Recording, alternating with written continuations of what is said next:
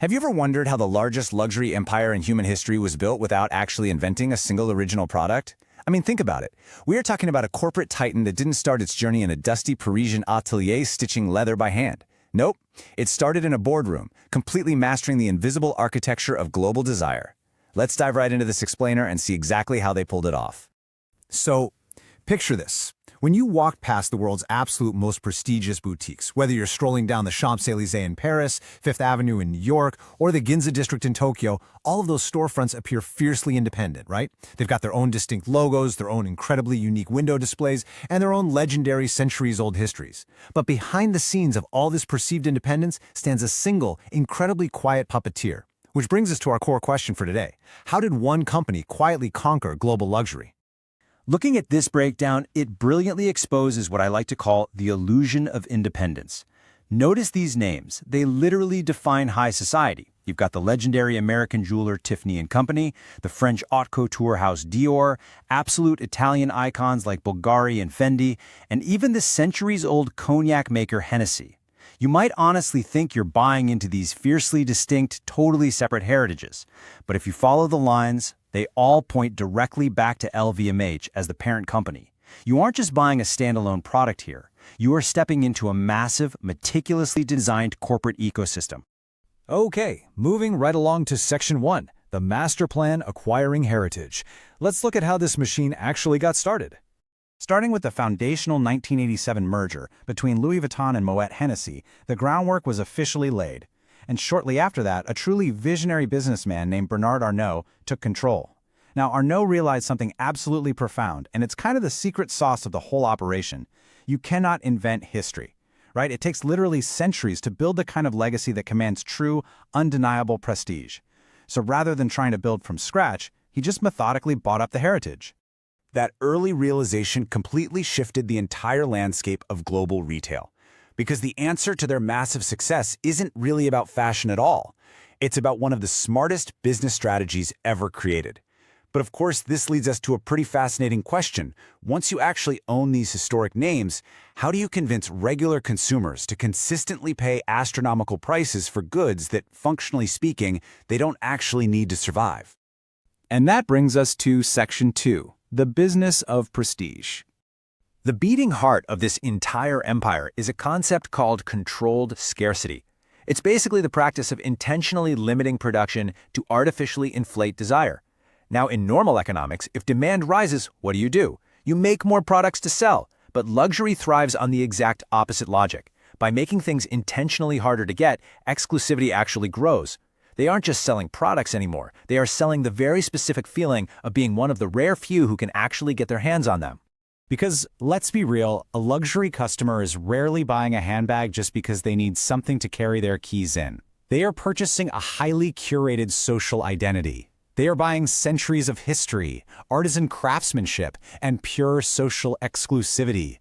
But most importantly, they are purchasing emotion, a tangible symbol that tells the world, and honestly tells themselves, that they have officially arrived. Moving on to Section 3, the conglomerate machine. Now here is the ultimate paradox. As a massive publicly traded company, LVMH literally has to grow. So how do you sell more products to the masses without completely destroying that essential, delicate illusion of exclusivity? LVMH solved this paradox brilliantly by basically splitting the business right in two. Notice the sharp divide here. On the front end, they maintain absolute creative independence. The designers, the quaint boutiques, and the brand storytelling stay fiercely protected.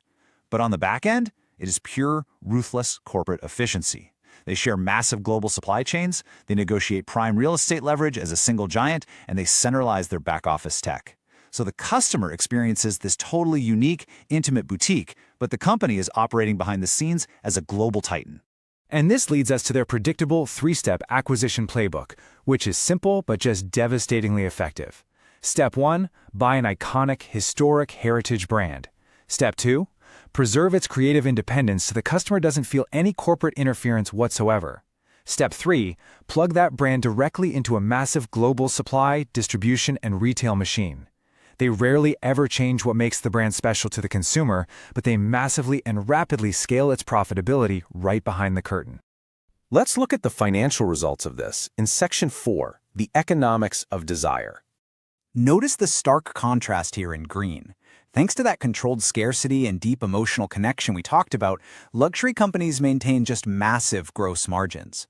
When standard retail suffers during an economic downturn, luxury remains remarkably resilient.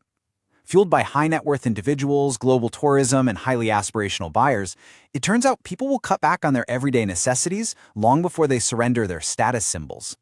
And this setup creates an incredible defensive moat.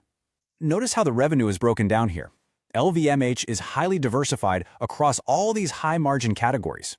If haute couture fashion takes a temporary hit, well, they are totally buffered by steady sales in Moët Champagne, Sephora Cosmetics, or Tag Heuer watches. They are practically shielded from a sudden downturn in any single market.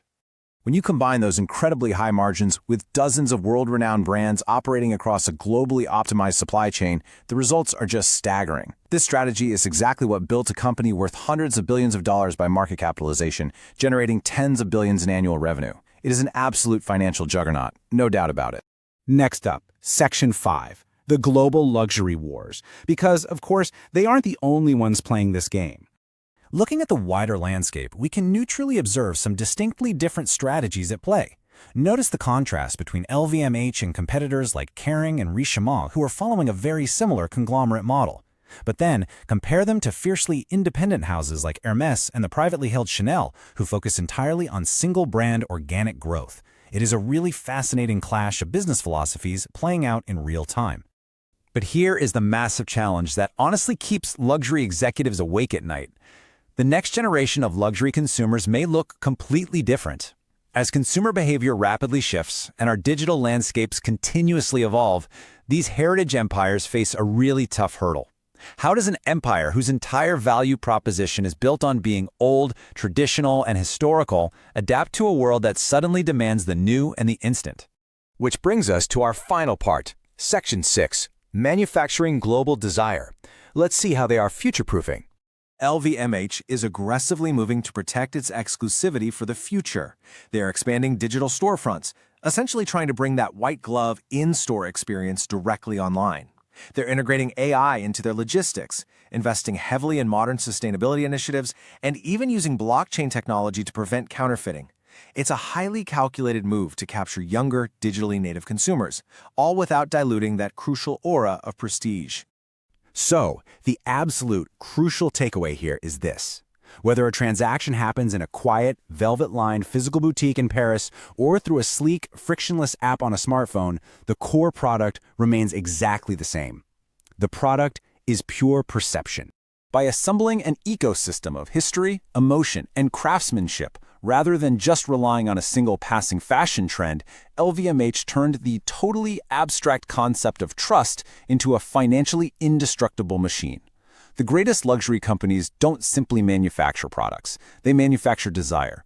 They realized very early on that you literally can't put a price tag on a feeling. So, the next time you see a luxury product, whether that's up on a massive billboard, scrolling past on an influencer's feed, or just walking down the street, ask yourself, are you just looking at a physical item made of leather and thread, or are you looking at a carefully constructed empire of desire? The world of retail is changing fast, but now you understand exactly why. Thanks for watching World Decoded. Make sure to like and share, subscribe, and stay curious.